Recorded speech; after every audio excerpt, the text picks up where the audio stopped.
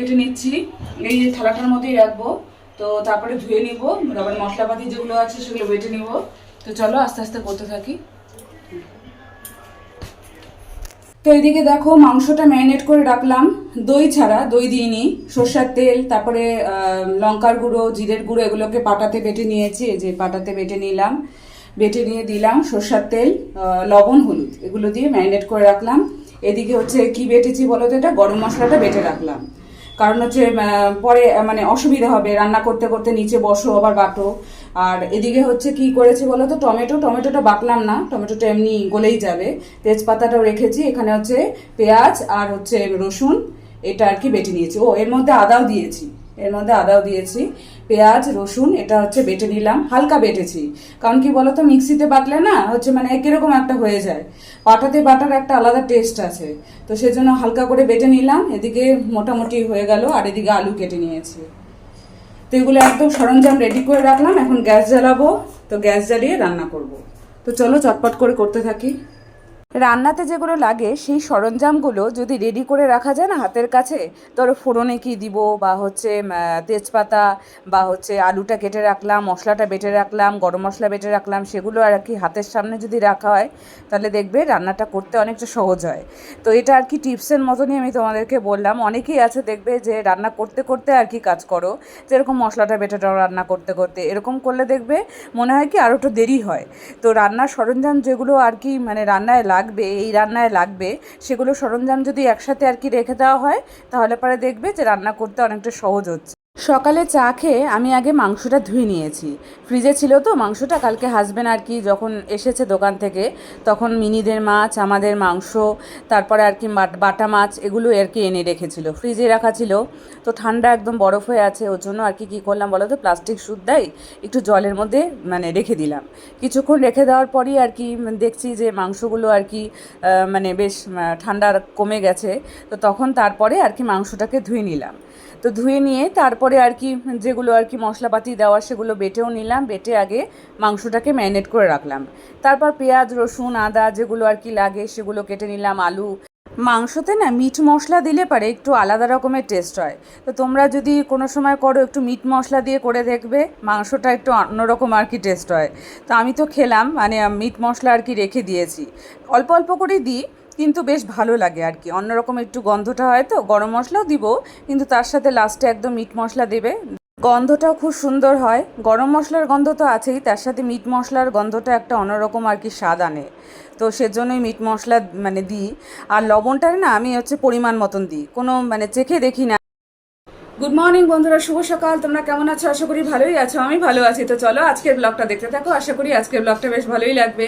আজকে রবিবার, আবার একটা নতুন ব্লগ নিয়ে হাজির হয়ে গেছি তোমাদের সামনে।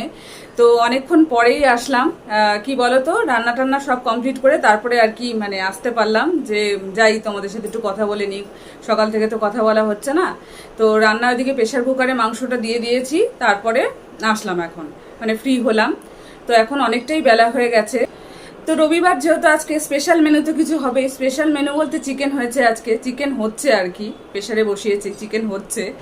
তো চলো দেখতে থাকো ব্লগটা। আজকে প্রচণ্ড পরিমাণে আর কি গরম পড়েছে, বুঝলে তো, কালকেও গরম ছিল, তার থেকে আজকে হচ্ছে মানে হাই টেম্পারেচার, জানি না কত টেম্পারেচার, কিন্তু প্রচণ্ড গরম। তো যাই হোক, আমার মনে হয় বৃষ্টির থেকে তাও ভালো, জামা কাপড় তো শুকিয়ে যাচ্ছে, ঘরের মধ্যে মেলে রাখতে হচ্ছে না। গরম লাগছে ঠিকই, কি করা যাবে, আর কাজকর্ম করলে এমনি গরম লাগে। তো যাই হোক, কিছু করার নেই। আজকে তো হাজব্যান্ডের স্পেশাল মেনু বলতে চিকেন রান্না হয়েছে, হাজব্যান্ড খুব খুশি আর কি। এখনো সকালের খাওয়ার দাওয়া মানে সকালের খাওয়ার দাওয়ার খাইনি। মুরগিটাকে ধরতে কোন গভীর জঙ্গলে যেতে হয়েছে জানিস, কত কষ্ট করে। তাই নাকি? ও, কোন জঙ্গলে গেছিলিস, কোন জায়গায়? সুন্দরবনের ফরেস্টে? এই তো বৈকুণ্ঠপুর ফরেস্ট। ও বৈকুণ্ঠপুর, সামনেই বৈকুণ্ঠপুর ফরেস্ট, তো ওখানে মুরগিটা ধরতে কত কষ্ট হয়েছে জানিস। তাই? তাহলে তো তারপর নিয়ে আসলি কালকে রাত্রিবেলা মুরগি ধরে? এই জন্য তো এত খুশি, হাজবেন্ড খুব খুশি। ও তাই নাকি? তো যাই হোক, তো চিকেনটা কাটলো কে? চিকেনটা কাটলো কে? এই কাটলো কে ও আর কি। তো এবার হচ্ছে কি বলতো, খাওয়া দাওয়া সকালে এখনো হয়নি, তো খাওয়া দাওয়া করবো আজকে, সকালে ভাতই খাবো, কারণ আর মানে গরমে আর কি ঘেমে টেমে অস্থির হয়ে গেছি। সকালের তো খাওয়া দাওয়ার পর্ব শেষ হয়ে গেছে, এখন বাসনপত্র অনেকগুলো জমে আছে সিঙ্কে।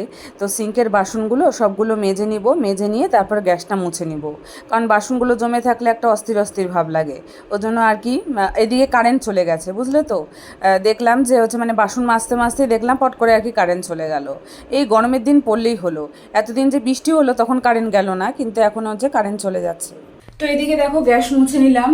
তো এদিকে হচ্ছে মানে দু জায়গায় চাল আছে, দেখতেই পারছো। এটা হচ্ছে প্রেসারে হবে, ওই যে নিচে প্রেসার ধোয়া আছে, এটা প্রেসারে হবে, এটা হচ্ছে হাঁড়িতে হবে। এই জন্যই আর কি দুই জায়গায় দু রকম ভাবে চাল ভেজানো। তো যাই হোক, এদিকে হচ্ছে গ্যাস টাস মুছে নিলাম, কাপগুলো ওদিকে ধুয়ে নিয়েছি। আর এখানে যে মানি প্ল্যান্টের গাছটা দেখো, তো ওটা তো বাইরে রেখেছিলাম। তো জলপাইগুড়ি থেকে আসার পর থেকে এত বৃষ্টি শুরু হয়েছে, এখন যদিও রোদ্দু আছে কিন্তু বাইরেই রেখেছি, নিয়ে আসবো দেখি।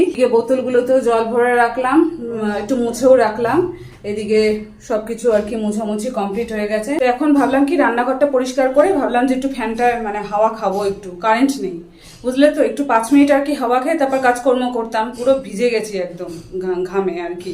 তো যাই হোক, এখন আর কিছু করার নেই, কারেন্ট যখন কখন আসবে বলা যাচ্ছে না, হয়তো একটু পরেই আসবে। তো যাই কাজকর্মগুলো করতে থাকি। ওইদিকে বেলাও তো বেলার মতো চলে যাচ্ছে, পার হয়ে যাচ্ছে। তো ফ্যানে হাওয়াটা না পরেই খাবো, আর কি করা যাবে। তো আজকের কি কি মেনু চলো তোমাদের সাথে একবার দেখিয়ে দিই। তো এদিকে দেখো আলু দিয়ে পেঁপে দিয়ে তরকারি হয়েছে।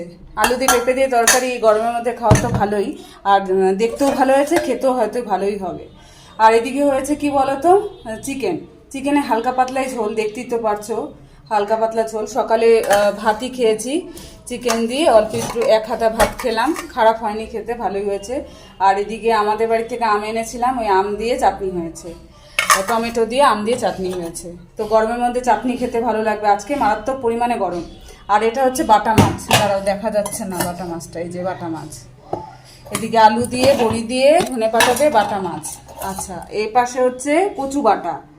কচু বাটাও খেতে ভালো লাগে, আমার হাজব্যান্ডের তো এগুলো ভালো লাগে না যদিও, কিন্তু আমার ভালোই লাগে, খারাপ লাগে না, গরম ভাতের সাথে ভালো লাগে। তো এগুলোই আজকে রান্নাবাড়ি। কারেন্ট নেই তো একটু অন্ধকার অন্ধকার আসতে পারে, কিছু করার নেই। সুস্বাদু রান্না করতে গেলে অনেকটা পরিমাণেই ধৈর্যের প্রয়োজন। মানে ধরো মশলাটা যতক্ষণ আর কি ভাজা হবে ততক্ষণ আর কি কিন্তু তোমাকে ভাজতেই হবে। একটু কাঁচা কাঁচা থাকলেও কিন্তু হবে না, তাহলে পরে কিন্তু এটা কাঁচা কাঁচা গন্ধ করবে। আবার মশলাটা ভাজা হয়ে গেলে কী পরিমাণ আর কি জল দিতে হবে, কী পরিমাণ মশলা দিতে হবে, সেগুলো আর কি তোমার কিন্তু মাপ মতন আর কি লাগবে। নাহলে পরে কোনোটাই যদি কম হয় তাহলে পরে কিন্তু রান্নার টেস্ট হবে না। লবণ হলুদ পরিমাণ মতন দিতে হবে, এক গাদা হয়ে গেলেও ভালো হবে না। তো সব কিছুই আর কি পরিমাণ মতন, এবং হচ্ছে তোমার সুস্বাদু করতে গেলে একটু পরিমাণে ধৈর্য আর কি প্রয়োজন। যেরকম রান্না করছিলাম যখন, তখন কিন্তু আমি অন্য কাজগুলো আর কি করতে পারতাম, কিন্তু সেগুলো আর কি করতে পারবো না, কারণ কি বলো তো, রান্নার সামনে দাঁড়িয়ে থাকতে হবে। রান্নাটা যদি পুড়ে যায় তাহলে পরে সব কিছুই আর কি গেল। মা ঠাকুমাদের দেখেছি ছোটোবেলা থেকে যে শিলপাটায় বেটে আর কি রান্না করে। তো শিলপাটায় বেটে খাওয়ার একটা আলাদা কিন্তু একটা স্বাদ থাকে। তো যারা আর কি, এখন তো অনেক কিছু বেরিয়ে গেছে, মিক্সি বেরিয়ে গেছে, অনেক কিছু ঝামেলা রান্নায় অনেক কম, কিন্তু তাহলেও শিলপাটায় যদি মশলা বেটে আর কি রান্না করা হয় না, তার টেস্ট অনেক মানে দ্বিগুণ বেড়ে যায়। তো যারা আর কি শিলপাটায় বেটে খাও তারাই একমাত্র বুঝতে পারবে যে শিলপাটায় বেটে খেলে কতটা রান্নার টেস্ট হয়। তো যাই হোক, এটা নিশ্চয়ই একটা মানে গুণাগুণ নিশ্চয়ই আছে। স্নান করে চলে আসলাম, এখন হচ্ছে পুজো দেওয়া তো নেই, ওই জন্য ওদিকে পাম ছেড়েছি। আর এদিকে হচ্ছে চুলটা দেখো এরকম করে আর কি খোপা করে নিয়েছি, কারণ চুলটা প্রচণ্ড পরিমাণে আর কি ভেজা, ম্যাক্সিটা ভিজে যাবে। ওই জন্য চুলটাকে আর কি ভালো করে এরকম করে গিট্টু মেরে নিলাম। গামছাটা এখানে দিয়েই যাব, কারণ গামছাটা এখানে শুকিয়ে যাবে, ভালো রৌদ্র আছে এখনও। তো গামছাটা দিয়ে তারপর নিচে চলে যাব। ঝোল টোল এগুলো একটু গরম করতে হবে, অনেক সকালে যেহেতু রান্না হয়েছে, তো একটু গরম করে নিব। এখন খাওয়া দাওয়াটা করে নেব। ওর স্নান হয়ে গেছে, হাজব্যান্ডের দিকে স্নান হয়ে গেছে, ও শুয়ে আছে। আমার তো এখনই স্নান করলাম, করে জামা কাপড় যেগুলো ছিল আর কি সেগুলো মেলে দিলাম। ওর জামা কাপড় আমার জামা কাপড় ওগুলো মেলে দিলাম, মেলে এখন হচ্ছে নিচে চলে যাব। গুড ইভিনিং বন্ধুরা। তো এখন কটা বাজে বলো তো? 7টা বাজে। তো ওপরে সন্ধ্যাবাতি তো অনেকক্ষণ আগেই দিয়ে এসেছি, চাটা খেয়েই আর কি গেছি সন্ধ্যাবাতি দিতে। তো দুপুরবেলা একটু শুয়েছিলাম, গরম এত লাগছে, শুতে আর পারলাম না, ঘুমাতে আর পারলাম না, শুয়েছিলাম, এপাশ ওপাশ করছি খালি। এদিকে তো হাজব্যান্ড পুরো আর কি ঘুমাচ্ছে। তো যাই হোক, তারপর মোবাইল আর কি একটু খুঁটাখুটি করছিলাম, মোবাইল থাকলে যা হয় আর কি, ওই খুঁটাখুটি করছিলাম, করতে করতে তারপর ঘুম তো আসলো না। ওই 5টা সাড়ে 5টার দিকে একটু আর কি চোখটা লেগে গেছিলো, তারপর উঠলাম, উঠে হচ্ছে সন্ধ্যা টন্ধা দিলাম, 5টা 5:30 সন্ধ্যা দিইনি, ওই 6টা 6:30 6:30 মতন তখনই আর কি সন্ধ্যা দিয়েছি।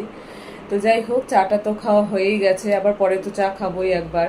আজকে আর টিফিন বানানো নেই, বুঝলে তো, আজকে আর টিফিন খাওয়াও নেই। কারণ হচ্ছে কি বলো তো, মানে মাংস টাংস দিয়ে খেয়েছি, আর এখন খিদা টিদাও পারছে না। আবার রাত্রিবেলা তো তাড়াতাড়ি খাওয়া দাওয়া হয়ে যায়, 10:30 থেকে 11টার মধ্যে খাওয়া দাওয়া হয়ে যায়। ওই জন্য আর টিফিন আজকে আর না খাওয়াই ভালো গরমের মধ্যে। তো যাই হোক, আজকের ভিডিওটা আমি এখানেই শেষ করে দিচ্ছি। ভালো লাগলে অবশ্যই লাইক কমেন্ট সাবস্ক্রাইব করতে ভুলো না, পাশে থেকো। বড়দেরকে জানাই অনেক অনেক প্রণাম, আর ছোটদেরকে জানাই অনেক অনেক ভালোবাসা জানিয়ে আজকের ব্লগটা আমি এখানেই শেষ করে দিচ্ছি। কালকে আবার দেখা হবে নতুন দিন নতুন সকালে। ততক্ষণ অবধি তোমরা সুস্থ থেকো, ভালো থেকো, গুড নাইট। যারা ভিডিওগুলো দেখছো তারা প্লিজ লাইক করে দিও, কমেন্ট করে দিও, প্রচুর শেয়ার করে দিও, সাবস্ক্রাইব অবশ্যই করে দিও।